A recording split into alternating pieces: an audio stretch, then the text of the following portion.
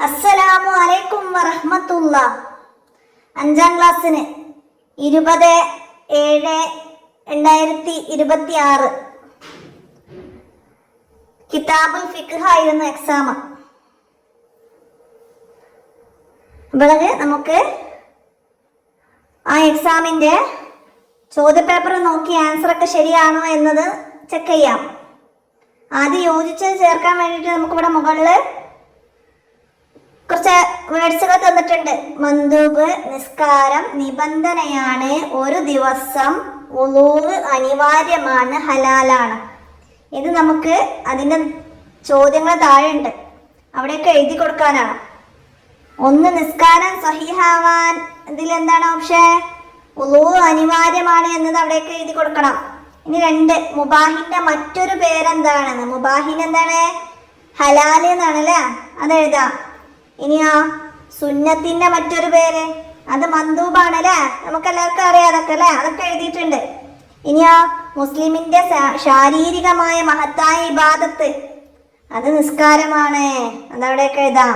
ഇനി 5 നജസിൽ നിന്ന് ശുദ്ധിയാവൽ എന്താണ്? നിസ്കാരത്തിന്റെ നിബന്ധനയാണ്.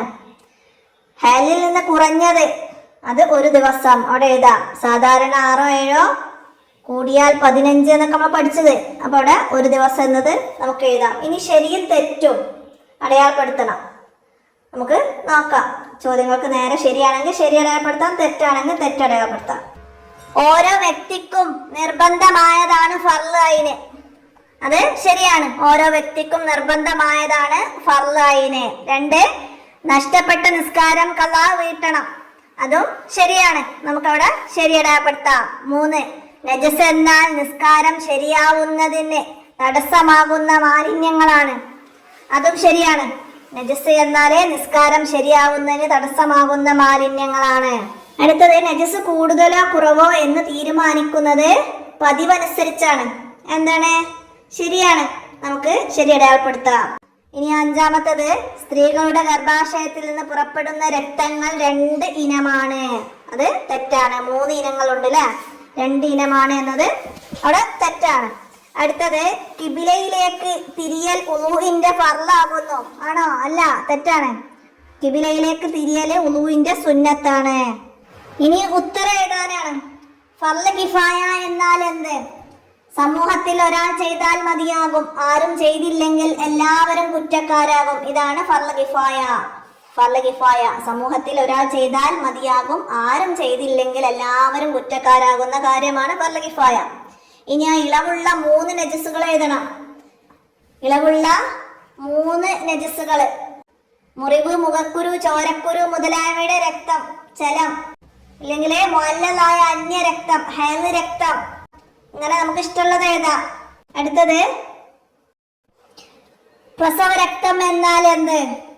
പ്രസവം കഴിഞ്ഞ് 15 ദിവസത്തിനുള്ളിൽ പുറപ്പെടുന്ന രക്തമാണിത്. പ്രസവം കഴിഞ്ഞ് 15 ദിവസത്തിനുള്ളിൽ പുറപ്പെടുന്ന രക്തമാണ്, അതാണ് നിഫാസ്. അടുത്തത് ഉളൂഇൽ ശ്രദ്ധിച്ച് കഴുകേണ്ട അവയവങ്ങൾ ഏതെല്ലാമാണ്? മടമ്പ്, പീളക്കുഴി എന്നിവ ശ്രദ്ധിച്ച് കഴുകണം. അപ്പോൾ മടമ്പ്, പീളക്കുഴി എന്ന് നമുക്ക് എഴുതി കൊടുക്കാം. ഇനി 2 വീതം എഴുതാനാണ്. നിസ്കാരത്തിനുള്ള തടസ്സങ്ങൾ ഏതൊക്കെയാണ്? ഭ്രാന്ത്, ബോധക്ഷയം, ഇങ്ങനെ 2 എഴുതാം. ഇനി അടുത്തത് മുത്തവസിത്തായ നജസുകൾ, മല, മൂത്രം, രക്തം, ഇതൊക്കെ പഠിച്ചിട്ടുണ്ട്, ഇവിടെ നിന്നും 2 എഴുതാം. ഇനി അടുത്തത് ഹൈള്, നിഫാസ് എന്നിവ കൊണ്ട് ഹറാമായ കാര്യങ്ങൾ: പള്ളിയിൽ താമസിക്കല്, നിസ്കാരം, നോമ്പ്, സുജൂദ്, തവാഫ്, ഇഷ്ടമുള്ള 2 എഴുതാം. ഇനി പൂർത്തിയാക്കാനാണ്. ഹറാം ചെയ്താൽ ശിക്ഷയുള്ളതും ഒഴിവാക്കിയാൽ കൂലിയുള്ളതുമാണ് ഹറാം. ലഹരി ദ്രാവകങ്ങൾ സ്വയം സുർക്കയായാൽ ശുദ്ധിയാവും. അടുത്തത് ഒരു വസ്തുവിൽ നജസ് ഉണ്ടെന്ന് ഉറപ്പില്ലെങ്കിൽ അത് ശുദ്ധിയുള്ളതായി പരിഗണിക്കാം. അടുത്തതാ ഇസ്തിഹാള, ഹൈള്, നിഫാസ് സമയത്തല്ലാതെ വരുന്ന രക്തമാണിത്. ഇനി നോമ്പുകാരൻ ഉച്ചയ്ക്ക് ശേഷം മിസ്വാക്ക് ചെയ്യൽ കറാഹത്താണ്. മിസ്വാക്ക് ചെയ്യൽ കറാഹത്താണ്. ഇനി പൂരിപ്പിക്കാം. പ്രായപൂർത്തിയും ഡാഷ് ഉള്ള എല്ലാ മുസ്ലിമിനും ബുദ്ധി നിലനിൽക്കുന്ന ഡാഷ് മുഴുവൻ നിസ്കരിക്കൽ വാജിബാണ്. എന്താണ് നമ്മളവിടെ പഠിച്ചത്?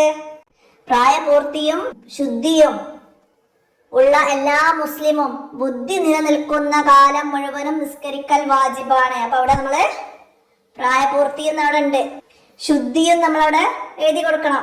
എല്ലാ മുസ്ലിമിനും ബുദ്ധി നിലനിൽക്കുന്ന കാലം മുഴുവനും നിസ്കരിക്കൽ വാജിബാണ്, അതവിടെ ഉണ്ട്. അപ്പൊ നമ്മളവിടെ കാലം എന്ന് ചേർത്താൽ മതി. അടുത്തത് സമ്പൂർണവും ഡാഷ് ഇസ്ലാമിക ഡാഷ് വിധികൾക്കാണ് അഹ്കാമുദ്ദീനിയ എന്ന് പറയുന്നത്. എന്തായിരുന്നു അഹ്കാമുദ്ദീനിയ? സമ്പൂർണവും പരിശുദ്ധവുമായ ഇസ്ലാമിക ശരീഅത്തിന്റെ വിധികൾക്കാണ് അഹ്കാമുദ്ദീനിയ എന്ന് പറയുന്നത്. സമ്പൂർണവും പരിശുദ്ധവുമായ ഇസ്ലാമിക ശരീഅത്തിന്റെ വിധികൾക്കാണ് അഹ്കാമുദ്ദീനിയ എന്ന് പറയുന്നത്. അപ്പോൾ ഇന്ന് വന്ന ചോദ്യപേപ്പറിലെ ചോദ്യങ്ങളൊക്കെ എല്ലാവരും മനസ്സിലാക്കിയില്ലേ? എല്ലാവരും ഇതിനൊക്കെ ഉത്തരങ്ങൾ എഴുതിയിട്ടുണ്ടാവും. ശരിയാണോ നിങ്ങൾ എഴുതിയത് എന്നൊക്കെ എല്ലാവർക്കും ചെക്ക് ചെയ്തപ്പോൾ മനസ്സിലായി. അപ്പോൾ എല്ലാവർക്കും നല്ല വിജയം ഉണ്ടാവട്ടെ എന്ന് ആശംസിക്കുകയാണ്. അടുത്ത എക്സാമിലേക്ക് നന്നായിട്ട് പഠിക്കുക. അടുത്ത എക്സാമിൻ്റെ ചോദ്യപേപ്പർ നമ്മൾ ഉടൻ അപ്ലോഡ് ചെയ്യുന്നതാണ്. എല്ലാവരും ഉപകാരപ്പെടുത്തണം, കൂട്ടുകാർക്കൊക്കെ ഷെയർ ചെയ്തെടുക്കണം. അസ്സലാമു അലൈക്കും വറഹ്മത്തുള്ളാഹി.